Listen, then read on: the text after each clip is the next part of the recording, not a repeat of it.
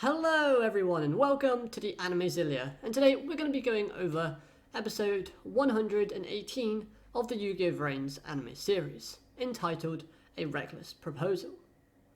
So then, first off, I just want to say I really did enjoy this episode, as we get some good emotional scenes with Ai, in terms of his insight and his kind of overall personality, and we get some great symbolism of some kind of stature form. And finally, the reveal of the elusive, first ever Link 6 monster arrives in this episode. We weren't sure if we were going to get a Link 6 before Vrains ended, but it turns out that Ai actually uses it. Now then, we get some great display of dueling, mind games, and abilities from this episode. As we start off with Playmaker's turn, because at the end of last week's episode, he wasn't looking too good in terms of his field.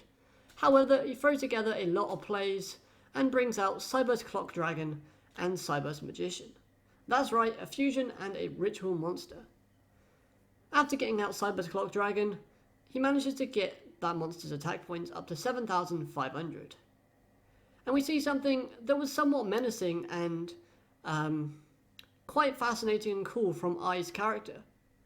After he activates a trap card called Ai's Show, he's able to bring out any number of monsters that are at Ignace's that are equal or less than the attacking monster's attack points, thus allowing Ai to summon basically all of the Ignace counterpart monsters, apart from Leviathan, because he can call any number of at Ignace from his extra deck.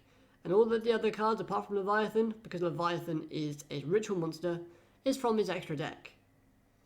Now, one of these monsters alone is overpowered and difficult to handle. Even Playmaker was struggling with Dark Templar, and he was struggling with Fire Phoenix. But it was, apparent in this kind of stare down of all these monsters that are equally as powerful as the ones that Yuusaku was struggling with, just made this scene even more enticing and even more menacing. So then, Ai then does get his Leviathan Dragon out, and one other thing I did see throughout this episode that I really did like from Ai's field and play was the fact that Phoenix kept getting put into the graveyard and then kept putting back. That was horribly phrased, so let me say that again. He kept sacrificing Phoenix, but then he kept resurrecting Phoenix, which is kind of a homage to Flame, because Flame's spirit and soul is meant to be indomitable. You can't break it, it keeps coming back no matter what. That's what Flame's character was all about. And because these monsters are kind of like a counterpart to the Ignace that it represents, based on his element, I thought that was kind of nice and a good kind of personality they've added to the Phoenix card. And with all of these 6 Ignace counterpart monsters, only one thing could happen. That's right, Ai uses all 6 monsters to link summon. But before we get to that monster, let's talk about something else. I want to talk about the stuff that happens with Ai, the stuff that he talks about in this episode. And he really is putting Playmaker into a position where he can literally decide how Ai wants to go out of this series. As he mentions that regardless of the outcome, whether he himself wins or he himself loses, Ai will no longer exist at the end of this episode. End of this duel even. Which gave me vibes of Duel Monsters, with whole Atem sort of leaving after Yugi wins and whatnot. I thought that was pretty cool, and whether or not that was what they were going with, who knows. But I liked it nevertheless. However, by saying this, he basically states that if Ai was to win, then Ai's free will be shared amongst the copies. And if Ai loses, well then, this could lead to a very sad ending to the Yu-Gi-Oh! Vrains anime series, as our main character Yuusaku / Playmaker would have to kill off his friend. But since this is Yu-Gi-Oh!, they'll probably pull a Jaden vs Yubel and have it to where Playmaker fuses Ai with his dual disc, because that's where Ai's been staying for most of the time. Who knows? Or maybe it's a draw and that's kind of like a weird loophole they go with. Anyway, we get some more insight into Ai's mindset. As we already know, he's carrying a lot of sadness. But this episode just enhances that, as Ai is having the feeling like he's the last human being on Earth. We know he helped kind of take all the other Ignace's life by fighting against Bowman and destroying Bowman, and Ai knows that himself. But all of this of him kind of feeling like he's on his own and he has to do something, and the fact that he wants to sacrifice himself after everything so he doesn't have to be on his own, because he knows that these copies won't be his friend, it's all just backed up by the astral appearances of each Ignace when Ai summons, the Link 6 monster, when he uses each counterpart monster in this scene. So then, the Link 6 monster, what is it called? It's called Ignace the Arrival. I love this card name because A, it's just kind of like, finally it arrives, and B, it's totally to do with Ai's personality of kind of being quite, not pompous as such, but kind of full of himself.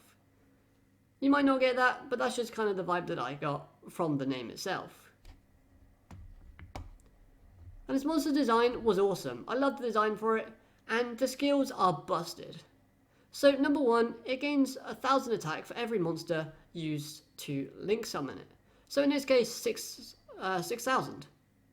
Because, 6 at Ignace, including, And then it gains 1,000 attack points for every card on the field. In this case, 4,000. Thus giving them a total of 10,000 at this moment in time. Oh, and once per turn, it can destroy one monster on the field, and it can also add a counter to itself once per turn. And finally, why does it add a counter? Well, if this card has a counter on its name, or card, then this card cannot be affected by effects. Which leads us to Quantum Dragon, after Yuusaku summons it on his second turn, failing to bounce a rival back to the extra deck. And the episode ends with a "Will Playmaker survive?" cliffhanger, and honestly, I don't know, I haven't watched a preview. But if you think about this and take a step back, Ai on his field has quite a few good cards that he could use, plus he has this Arrival monster. Now, he's also got Judgment Arrows.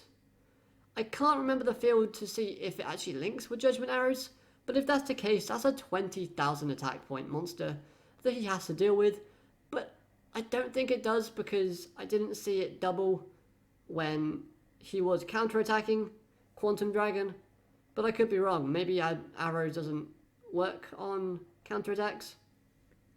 I think it does though. But overall, this episode was great. It has some good quality animation, music was great, and the duel seems to be flowing nicely. The pieces of insight to Ai's character was brilliant as well, and I'm interested to see where this duel goes.